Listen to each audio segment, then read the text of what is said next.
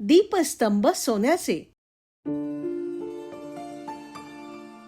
दीपस्तंभ सोन्याचे उजळती वाटा सारी, कर्तृत्वाच्या ज्योतीने भारतभू सजली भारी. निष्ठा धैर्य सेवेचा अमर दिवा पेटला, स्वप्नाला दे पंख नवे अन गंध नवा पसरला.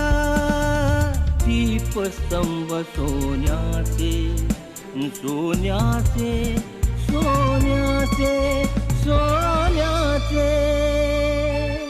या कार्यक्रमातले आपल्या आजच्या भागाचे मानकरी आहेत रायगड जिल्ह्याचे जिल्हाधिकारी माननीय किशन नारायण जावळे. असोला या परभणी जिल्ह्यातील छोट्याशा गावातून सुरू झालेला एक प्रेरणादायी प्रवास. जिद्द, मेहनत आणि अभ्यासाच्या जोरावर उंच भरारी घेणाऱ्या व्यक्तिमत्वाची ही कहाणी. श्री किशन नारायणराव जावळे भारतीय प्रशासकीय सेवेतील 2011च्या बॅचचे अधिकारी. लहानपणापासून शिक्षणात उज्ज्वल यश संपादन करत त्यांनी BSc, MSc ॲग्रिकल्चर आणि LLB या तिन्ही पदव्यांमध्ये सुवर्ण पदक प्राप्त केलं. 1993 साली मृद आणि जलसंधारण विभागात उपसंचालक म्हणून त्यांनी शासकीय सेवेला सुरुवात केली.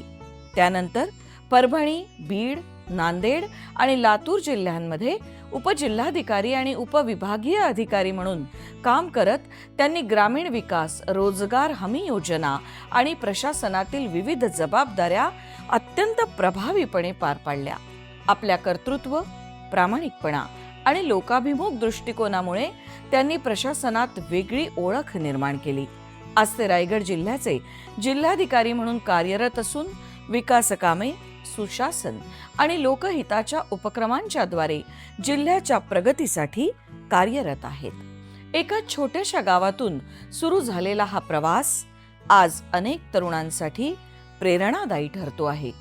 जिल्हाधिकारी श्री किशन नारायणराव जावळे यांच्या प्रेरणादायी प्रवासाला आमचा मानाचा मुजरा. नमस्कार. मी या स्टुडिओमध्ये नाहीये. तुमच्या लक्षात आलंच असेल की काहीतरी वेगळं घडतंय. 1885 साली तयार झालेला हा अलिबाग मधला कलेक्टर यांचा बंगला आहे. त्या बंगल्यामध्ये आज रायगडचे जिल्हाधिकारी माननीय किशन जावळे सर यांच्याशी मी गप्पा मारायला आले आहे. नमस्कार. इम्पेरेटिव्ह बिझनेस व्हेंचर्स लिमिटेड प्रस्तुत दीपस्तंभ सोन्याचे या कार्यक्रमात मी डॉक्टर अरुंधती भालेराव आपल्या सगळ्यांचं मनापासून स्वागत करते. मंडळी, प्रशासकीय सेवेत अविरत कार्य करणाऱ्या अनेक मान्यवर प्रशासकीय अधिकाऱ्यांशी या कार्यक्रमाच्या माध्यमातून मी गप्पा मारत असते. परभणी जिल्ह्यातलं असोला नावाचं एक छोटंसं गाव. त्या गावात त्या साध्या शाळेत एक विद्यार्थी शिकत होता. शाळा साधी होती, साधनं सुद्धा मर्यादित होती, पण स्वप्न मोठी होती. BSc, MSc ॲग्रिकल्चर नंतर LLB, परत LLB पर्यंतचा प्रवास पूर्ण करत या मुलानं शिक्षण पूर्ण केलं. नंतर प्रशासकीय सेवेमध्ये उत्तीर्ण झाले आणि नंतर प्रशासकीय अधिकारी झाले. मी बोलतेय रायगड जिल्ह्याचे जिल्हाधिकारी माननीय किशन नारायणराव जावळे यांच्याबद्दल. त्यांचा प्रवास अतिशय उल्लेखनीय आहे. त्यांनी केलेलं काम अफाट आहे. कसा आहे तो प्रवास? कसा होता हा संघर्षाचा सगळा त्यांचा अनुभव? चला जाणून घेऊया त्यांच्याकडून. सर नमस्कार. नमस्कार. आमच्या कार्यक्रमात आपलं खूप खूप स्वागत. थँक्यू. आज तुम्ही कोकणातल्या रायगड जिल्ह्यातल्या अलिबागमध्ये जिल्हाधिकारी म्हणून कार्यरत आहात. जी. असोल्यासारख्या एका छोट्याशा गावातनं परभणी जिल्ह्यातल्या तुम्ही BSc, MSc ॲग्रिकल्चर केलं, मग LLB कायद्याचा अभ्यास केला. जी. या सगळ्या प्रवासामध्ये घरातलं वातावरण कसं होतं? जी. ते शिक्षणाला प्रोत्साहित करणारं होतं का? जी. अगदी थोडक्यात सुरुवातीला ऐकायला आवडेल. आपण म्हटल्याप्रमाणे आसोला हे आमचं फार छोटंसं गाव होतं. माझे वडील त्या काळी 3री शिकलेले होते. साधारणतः 1935च्या आसपासचा त्यांचा जन्म. परंतु मग माझ्या वडिलांना आम्ही 8 भावंडं, 6 भाऊ आणि 2 बहिणी. आणि माझ्या वडिलांना शिक्षणाचं महत्त्व तेव्हा पटलं होतं. म्हणून त्यांनी काय केलं की आमच्या घरामध्ये 2 खोल्यांचं घर होतं. त्यातली एक खोली एका तेव्हाच्या शाळेतल्या शिक्षकांना विनामूल्य भाड्यानं राहण्यासाठी दिली. कुठलंही भाडं न घेता, विनामूल्य. विनामूल्य. उद्देश एवढाच होता की गुरुजी जर आपल्या घरी राहिले तर त्याचे संस्कार माझ्या मुलावरती पडतील आणि मग माझ्या मुलांना शिक्षणाची आवड निर्माण होईल आणि मुलांचं भवितव्य घडेल. अशा पद्धतीने त्याने आम्हाला शिकवलं. आम्ही 6 भाऊ शिक्षणामध्ये होतो. 2 बहिणी थोड्या बहुत शिकल्यानंतर त्यांचे लग्न झाले. परंतु 1972चा दुष्काळ आला. 1972च्या दुष्काळामध्ये एवढे मोठे घरातले शिकणारे आणि खाणारे कमवणारं कोणीच नव्हतं. म्हणून वडिलांना साथ देण्यासाठी मोठे जे माझे 2 भाऊ होते त्यांनी मग शेतीकडे वळले बरं. आणि आपली जी वडिलांची वडिलोपार्जित शेती होती ती शेती करू लागले. म्हणजे त्यांच्या शेतीच्या मेहनतीवरती आमच्या घराचा उदरनिर्वाह चालत होता. नंतर माझे 3ऱ्या क्रमांकाचे भाऊ शिकत होते. त्यांना 1981ला नोकरी लागली. ते इथे अलिबागला जिल्हा परिषदला EDO होते. ते पण MPSCमधून सिलेक्शन त्या झालं काळी. त्यांचं पण तेव्हा. येस. वा. नंतर आम्ही शिकलो. मी आमच्या भावांमध्ये सगळ्यात शेवटचा. मग अशा परिस्थितीमध्ये शिकावं आणि काहीतरी मुलांनी चांगलं करावं अशी माझ्या वडिलांची खूप इच्छा होती. आणि असं असूनसुद्धा खूप कष्टाने आणि प्रयत्नाने त्यांनी आम्हाला शिकवलं. आणि कृषी विद्यापीठ जवळ असल्यामुळं आम्हाला त्यांना शिकवण्यासाठी थोडंसं ते फार जड गेलं नाही आणि ते आमचं शिक्षण झालं. 11वी 12वीपर्यंत मी ॲव्हरेज फर्स्ट क्लास किंवा हायर फर्स्ट क्लासचा विद्यार्थी होतो. परंतु 12वीला मेडिकलला लागावं अशी इच्छा होती.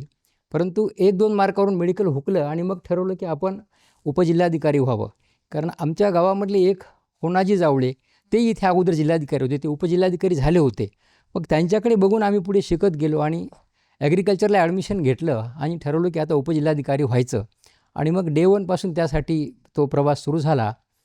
मग असं करत करत अभ्यासामध्ये माइंडसेट चांगला झाला आणि BSc ॲग्रिकल्चरला मी विद्यापीठामध्ये सर्वप्रथम आलो. क्या बात. मला BSc ॲग्रिकल्चरचे विद्यापीठाचे 3 गोल्ड मेडल आहेत, 5 सिल्वर मेडल आहेत. सगळ्या विषयाचे मेडल मलाच आहेत. अरे वा. MScला पण मी विद्यापीठामध्ये प्रथम आलो. काय होती वडिलांची प्रतिक्रिया त्यावेळेला?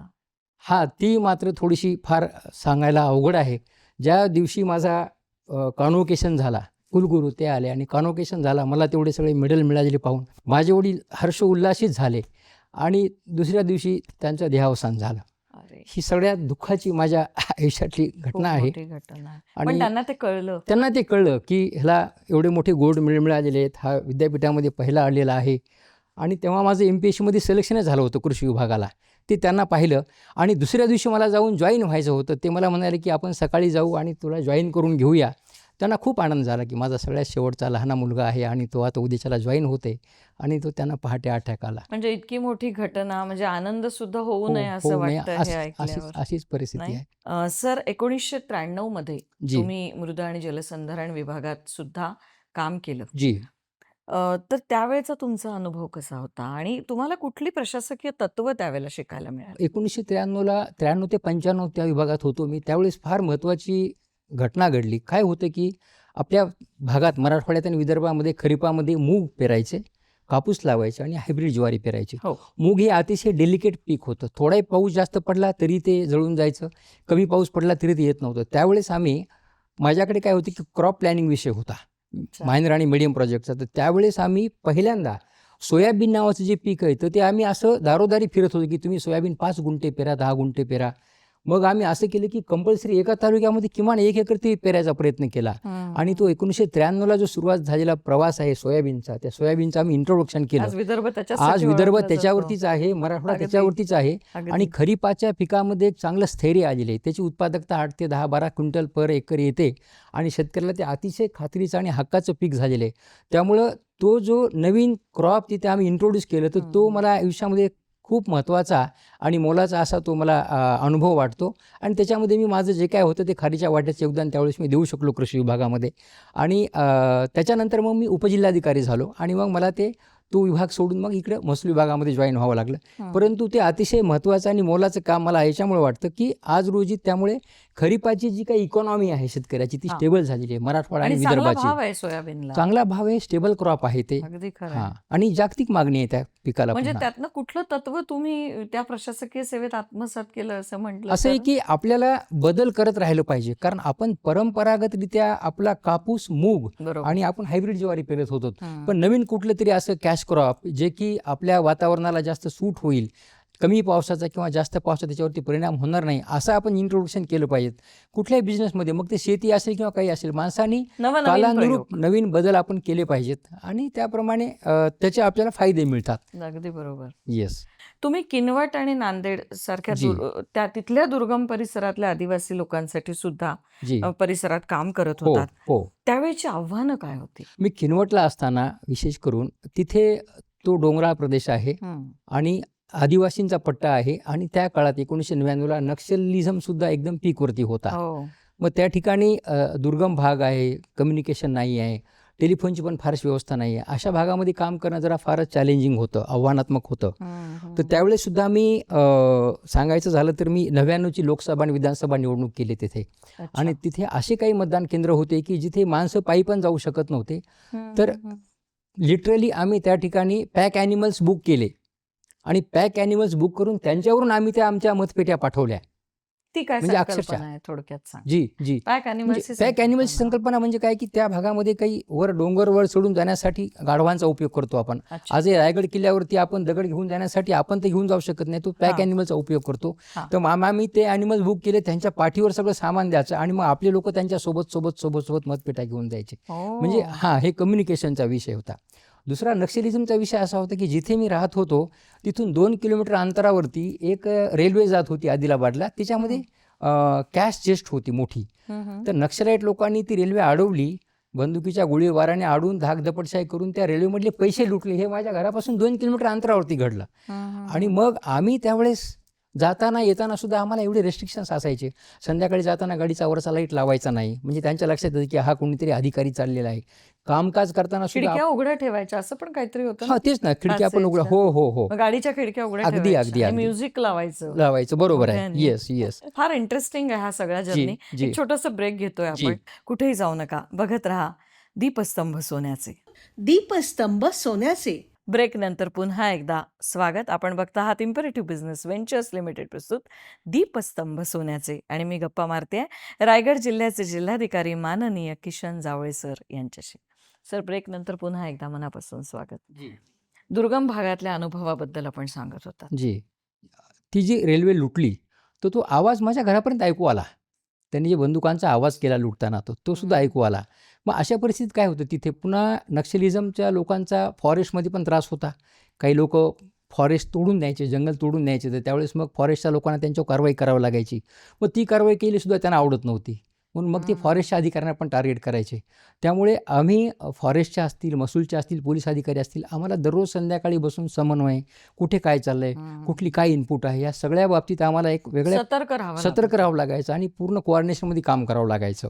तर किनवटमध्ये काम करताना एक नक्षलिझम, दुसरा दुर्गम भाग असल्यामुळे आणि तिसरी गोष्ट की परिस्थिती फार विपरीत असते. काय आहे की इलेक्शनमध्ये एक साधं उदाहरण आहे. इलेक्शन 5:30 वाजता संपलं आणि खूप आभाळ आलं. ऑगस्ट महिन्यात इलेक्शन झालं होतं 99चं ते. आणि मग आभाळ आल्याच्या नंतर काय झालं की मतदान तर संपलेलं आहे आणि धो पाऊस पडायला लागला. मग आता मतपेट्या बांधायच्या वगैरे करायच्या आहेत ना, तर त्या मतपेट्या पाऊस पडून एका ओढ्याला पाणी येणार होतं.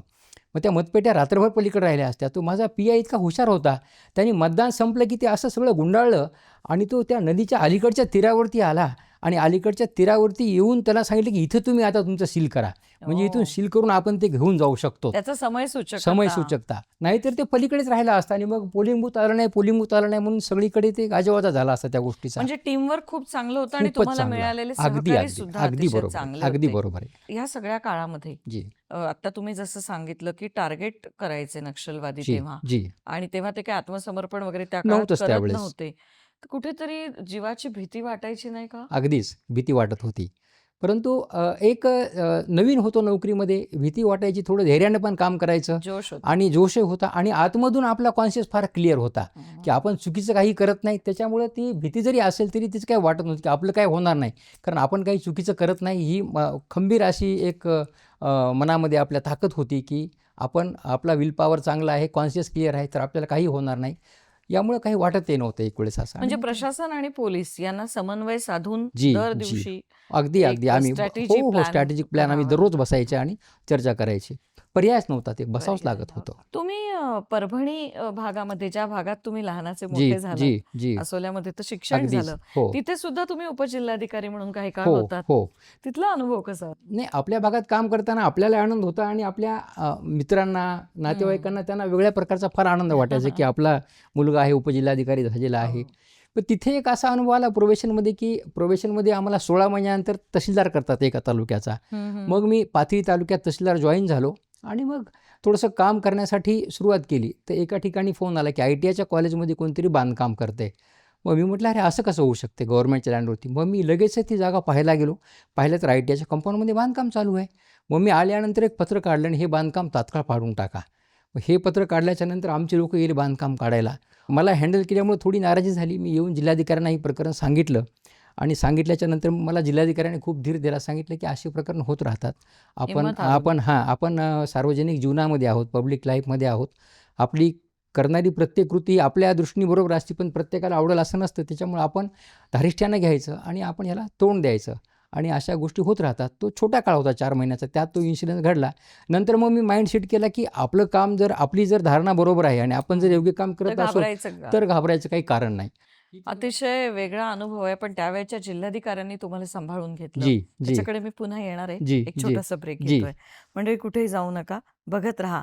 इम्पेरेटिव्ह बिझनेस व्हेंचर्स लिमिटेड प्रस्तुत दीपस्तंभ सोन्याचे. ब्रेक नंतर पुन्हा एकदा आपलं मनापासून स्वागत. आपण गप्पा मारतो आहोत रायगड जिल्ह्याचे जिल्हाधिकारी माननीय किशन जावळे सर यांच्याशी. सर, त्यावेळेला जी. 4च महिन्यात सुरुवातीलाच असा अनुभव आल्यानंतर हो. कुठेतरी मानसिक खच्चीकरण झालं का? एक 8-15 दिवस थोडासा होतो मी, परंतु नंतर मग मला माझ्या भावाने पण धीर दिला, की मला म्हटले, "तू असं खचून जाऊ नको ना, हे होतच राहणार आहे. कारण हे एक तर आज छोटा निर्णय घेतला, छोटा अतिक्रमण काढायचा. तुला अजून असं भरपूर काम करायचं आहे. असं काही नाही की तू म्हणजे या गोष्टीला घाबरून जर तू दिलंस, एवढं मोठं तू कमवलंस, तू उपजिल्हाधिकारी झालास, पुढे तुला कलेक्टर व्हायचं आहे आणि मग तू जर आता असा जर इथून डिमोरलाइज झालास तर कसं व्हायचं?" त्यांनी मला धीर दिला आणि त्यांनी मला उभं केलं. मग नंतर मग मी तिथल्यानंतर मग मी कुठल्याच कामामध्ये भीती बाळगण्याचं काही कारण ठेवलेलं नाही. मी ठरवलं की आपण भीती बाळगायची नाही. काम नियमाप्रमाणे आहे, आपला कॉन्शियस क्लिअर आहे, सार्वजनिक हिताच्या दृष्टिकोनातून आहे, तर मग अजिबात कोणाला घाबरण्याचं काही कारण नाही. प्रशासकीय सेवेत जाण्यासाठी स्पर्धा परीक्षांचा आपण अभ्यास करावा, जी, ही जाणीव कशी काय निर्माण झाली? आणि तो संघर्षाचा काळ म्हणजे जी, परीक्षेला सामोरं जातानाचा जी, स्वतःचं मानसिक स्वास्थ्य कसं जी. सांभाळलं? माझा मेडिकलला नंबर लागला नाही, त्यावेळेस मी ठरवलं की आता मला स्पर्धा परीक्षाच करायची आहे. नंतर माझा त्या आयुर्वेदिक कॉलेजला नंबर लागला आणि त्याचं मग मी ते माहितीपत्रक काढून घेतलं, पाहिलं मी. हां. तर मी पाहिलं की MPSCमध्ये आयुर्वेदिक हा विषय आहे का? MPSCच्या माहितीपत्रकात तो विषय नव्हता. मी ठरवलं मला आयुर्वेदिकला डॉक्टर व्हायचंच नाही, कारण तो MPSCला विषय नाही. नाही. आणि नंतर मग मी ठरवलं आता की मी ॲग्रिकल्चर करेल किंवा व्हेटरनरी करेल आणि मग मी माझं MPSCची परीक्षा देईल. तिथून मी माझा माइंडसेट ठेवला. ॲग्रिकल्चरला डे 1मध्ये ज्यावेळेस टीचरनी शिकवलं, ते सगळं शिकवलेलं जाऊन रेफरन्स बुकमध्ये बघायचं की सरांनी शिकवलेलं सगळं गोष्टी त्यात काय राहिलं काय, ते मी व्हेरीफाय करून घ्यायचा. तो मला नाद लागला असा. म्हणजे जे काही शिकायचं तो अगदी 100% मी स्वतःमध्ये ते म्हणजे पाझरलं पाहिजे अशा पद्धतीने प्रयत्न आत्मसात करायचा, करण्याचा आत्मसात प्रयत्न करायचा. आणि 4 वर्ष मी जे BSc ॲग्रीला होतो ना, आमचा group number 1, hall number 1, desk number 1 आणि सिटिंग बेंच नंबर 1 होता. अख्खे 4 वर्षे त्याच्यावरती माझ्याशिवाय कोणी बसत नव्हतं. क्या बात! आणि मी हा ते एक योगायोग. येस, योगायोग. आणि मग मी तिथे टॉप पण आलो विद्यापीठामध्ये त्या वा. नंबरवरती. वा. आता गेलो तर मी त्या सीटकडे जातो, त्या नंबरकडे जातो आणि त्याला नमस्कार करून वापस So येत nice. असतो. या सगळ्या कार्यकाळामध्ये अनेक आव्हानांचा सामना करावा लागत जी, असेल. जी. कधीतरी वाटतं का की नाही बेटा डॉक्टरच झालो असतो तर बरं झालं असतं, का नाही वाटत? आता इथे जिल्हाधिकारी आहेत तर जिल्ह्यातले सगळे डॉक्टर, सिव्हिल सर्जन, ग्रामीण रुग्णालयाचे सगळे डॉक्टर, SDAचे सगळे डॉक्टर हे शेवटी माझ्या आदेशाची वाट पाहतात, माझ्या डायरेक्शन्सप्रमाणे काम करतात, मी दिलेले उद्दिष्ट पूर्ण करतात. त्यामुळे आता असं वाटतं की कदाचित ईश्वराला काहीतरी मोठं खूप करायचं होतं, त्यामुळे मला ईश्वराने डॉक्टर केलं नाही. म्हणजे ज्यावेळेस काही मोठी गोष्ट व्हायची त्यावेळेस छोट्या गोष्टी व्हायच्या टळतात हं. आणि मग ती नंतर आपली मोठी गोष्ट किती होत छान. असते. आणि तुम्हाला ते व्हायचं होतं, जी, पण तुम्ही इकडे वळलात. ही पण जी, ईश्वर इच्छा होती आणि जी, ईश्वर इच्छा बली असी. जी, जी. पण मग तुमच्याकडनं यांना जास्त सहकार्य पण मिळत असेल. मला म्हणजे जे काही गव्हर्नमेंटचे फ्लॅगशिप प्रोग्राम असतील किंवा कुठले प्रोग्राम असतील तर मी अगदी. अतिशय हिरिरीनं भाग घेतो. हां. तुमचं क्षयरोग निर्मूलनाचा असेल, त्याच्यानंतर आता तुमचं ते पॅपिलोमा व्हायरसची व्हॅक्सिनेशनचं हो, असेल. हो. मी प्रत्येक आरोग्य विभागाच्या सगळ्या स्कीममध्ये हिरिरीनं भाग घेत असतो आणि त्या सगळ्या स्कीमचं उद्दिष्ट पूर्ण करण्यासाठी, त्या सगळ्या स्कीम हिरिरीनं राबवण्यासाठी मी सतत प्रयत्न करत असतो. अलिबाग हे पर्यटन स्थळ जी, अत्यंत नावाजलेलं. जी. बाजूला असलेला मुरुड जंजिरा. येस. ह्या सगळ्या ह्याच्यामध्ये शहराच्या विकासासाठीचा काय आराखडा तुम्ही राबवत आहात आणि पुढचं भविष्यातला प्लॅन आहे? रायगड जिल्ह्याच्या बाबतीत जर बोलायचं झालं तर शहर विकास आराखडा याच्या बाबतीत बोलायचं तर रायगडमध्ये आता आपली नवी मुंबई हा प्रकल्प आहे. नवी मुंबई महापालिका या प्रकल्पाचा एक भाग आहे. नवी मुंबई प्रकल्प ठाण्यातला ठाणे तालुका, रायगडमधले 2 तालुके, उरण तालुके आणि पनवेल तालुके अशा हो. 3 तालुक्याचा मिळून आहे. हो. त्यामुळे ते 2 जे तालुक्याचा एरिया आहे तर तो अर्बनायझेशनमध्ये गेलेला आहे आता आमच्या जिल्ह्याचा पूर्ण तिकडे आहे. पुन्हा वाढवण हो, येतंय. तिथे वाढवण येतो तिकडे. हो. आणि इकडे आता माननीय मुख्यमंत्री महोदयांनी अनाऊन्स केलं तिसरी मुंबई, ती पण हो. आमची उरण आणि पेनमध्येच आहे. म्हणजे अर्बनायझेशनसाठी किंवा अर्बन प्लॅनिंगसाठी शासन स्तरावरून अतिशय चांगल्या पद्धतीने आणि अतिशय नियोजनबद्ध असे प्रयत्न चालू आहेत.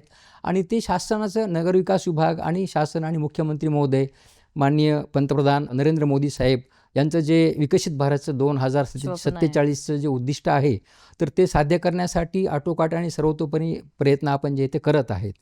तर रायगड जिल्ह्याच्या बाबतीत बोलायचं झालं तर रायगड जिल्हा हा एकतर उद्योगदृष्ट्या खूप पुढारलेला आणि चांगला जिल्हा आहे. 9 मोठमोठ्या MIDC इंडस्ट्रियल एरिया आहेत, 3 कोऑपरेटिव्ह इंडस्ट्रियल एरिया आहेत.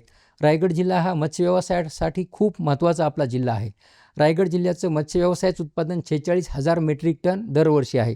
बाप. ते राज्यात सर्वात जास्त आहे. मी त्याचा अभ्यास केला की मत्स्य व्यवसायामध्ये रायगड जिल्ह्याचं उत्पादन आपण चौपट करू शकतो.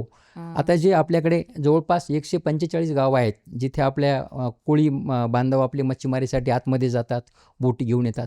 त्या ठिकाणी जर आपण इन्फ्रास्ट्रक्चर निर्माण करून दिलं, त्यांना जेटी बांधून दिल्या, त्यांना अप्रोच रोड दिले, त्यांना चांगल्या बोटी दिल्या, त्यांना चांगल्या जाळ्या दिल्या तर हे उत्पादन आपलं चौपट अधिक चांगलं आणि उत्पादन राज्याचं आपल्या चौपट होऊ शकते. त्या दृष्टीने प्रयत्न करतो. रायगड जिल्ह्यामध्ये जवळपास 3.5 लाख आदिवासी पॉप्युलेशन आहे. ते आदिवासी पॉप्युलेशन मुंबईच्या जवळ असून सुद्धा आणखी ते त्यांच्याच त्या स्थितीमध्ये राहतात. त्यांचं जे कल्चर आहे ते कल्चर सोडायला तयार नाही. त्यांना मेनस्ट्रीममध्ये आणणे, त्यांना एज्युकेशन देणे, त्यांना हेल्थ फॅसिलिटी देणे, त्यांचं आरोग्य सुधारणे, ह्या सगळ्या गोष्टीवरती आम्ही लक्ष देत आहोत. प्रशासकीय अधिकारी म्हणून तुम्ही अलिबागमध्ये अगदी थोडक्यात सांगा की कशा पद्धतीने तुमच्या कामकाजाची सुरुवात होते दिवसा? महत्त्वाचं म्हणजे आता जे काही आपले फ्लॅगशिप प्रोग्राम असतील, गव्हर्नमेंटच्या स्कीम्स असतील तर त्यासाठी मी माझं एक पिरियॉडिक रिव्ह्यूचा सिस्टम ठेवलेली आहे. मी दर सोमवारी सकाळी 10 वाजता 10 वाजता म्हणजे 10 वाजताच 10 वाजून 1 मिनिटसुद्धा नाही तर तो टाईम टेस्टिंग मीटिंग आहे माझी सर्वांसाठी. 10 वाजता सर्व प्रांत अधिकारी, सर्व तहसीलदार, संबंधित सर्व अधिकारी आम्ही ऑनलाईन हजर असतो आणि आठवड्याभरासाठी जे काही घालून दिलेले आपले प्रोग्राम आहेत, जे काही मॅन्डेट आहे तर त्या मॅन्डेटचा आम्ही पूर्ण आढावा घेतो. हे झालं महसूल कामासाठी. दुसरं आहे उद्योग क्षेत्रासाठी सुद्धा छोट्या मोठ्या खूप अडचणी असतात. दर महिन्याच्या दुसऱ्या शुक्रवारी मी सकाळी 9 वाजता म्हणजे दुसरे कुठलेही ऑफिशियल मीटिंग सुरू व्हायच्या अगोदर मी माझा 1 तास 1.5 तास त्यांना देतो. 9 वाजता सुरू करतो. ह्या पूर्ण 9 इंडस्ट्रीचे ते पदाधिकारी असतात आणि इंडस्ट्री डिपार्टमेंटचे लोक असतात, MSCBचे लोक असतात. त्यांच्याबरोबर त्यांचे प्रश्न समजून घेणे, सोडवणे यासाठी मी सतत दर महिन्याच्या 3ऱ्या शुक्रवारी प्रयत्न करतो. आणि दर बुधवारी सकाळी 10 वाजता मी 2 आदिवासी वाड्या आणि पाड्यांसोबत ऑनलाईन संवाद साधत असतो. त्यावेळेस त्या आदिवासी वाड्यातले जे काही युवक आहेत, तिथल्या महिला आहेत, ग्रामस्तरावरचे अधिकारी आहेत, तिथले शिक्षक, त्यांचे प्रश्न, त्यांच्या अडचणी, त्यांना वरून लागणारी मदत यासाठी आम्ही ती चर्चा करतो, प्रश्न समजून घेतो आणि ते मार्गी लावायचा प्रयत्न करतो. म्हणजे मोठ्या अधिकाऱ्यांपासून, उद्योजकांपासून अगदी सामान्य नागरिकांपर्यंत अगदीच त्यांच्यामध्ये जाऊन काम करणारा प्रशासकीय अधिकारी असं म्हणायला हरकत नाही. सर, तुमचा प्रवास हा अतिशय प्रेरणा देणार आहे, ऊर्जा देणार आहे. आज अनेक तरुण मुलं प्रशासकीय स्पर्धा परीक्षांसाठी प्रिपेअर करतायत, अभ्यास करतायत. त्यांना ह्याच्यातून नक्की खूप चांगलं मार्गदर्शन मिळेल, प्रेरणा मिळेल असं समजायला हरकत नाही. आज तुमच्या वडिलांना खऱ्या अर्थाने आनंद असेल की आपला मुलगा खूप चांगलं काम करतोय. तुमच्या भविष्यातल्या सगळ्या वाटचालीसाठी आणि हा रायगड जिल्हा अधिक उत्तम विकसित व्हावा यासाठी तुम्हाला मनापासून खूप खूप शुभेच्छा. थँक्यू मॅडम, खूप खूप आभारी. मंडळी, एक लक्षात येतं की इच्छा असली की मार्ग असतो. असं म्हणतात, high winds blow on high hills. एका अत्यंत गरीब निम्न मध्यमवर्गीय कुटुंबात जन्माला आलेले किशन जावळे सर, पण ध्येय मोठे होते, स्वप्न मोठी होती आणि त्यामुळे आज ते रायगड जिल्ह्याचे जिल्हाधिकारी म्हणून काम करतायत. नक्की बघत जा हा प्रेरणादायी कार्यक्रम. इम्पेरेटिव्ह बिझनेस व्हेंचर्स लिमिटेड प्रस्तुत दीपस्तंभ सोन्याचे. भेटूया पुढच्या शनिवारी रात्री 8:30 वाजता. तोपर्यंत नमस्कार.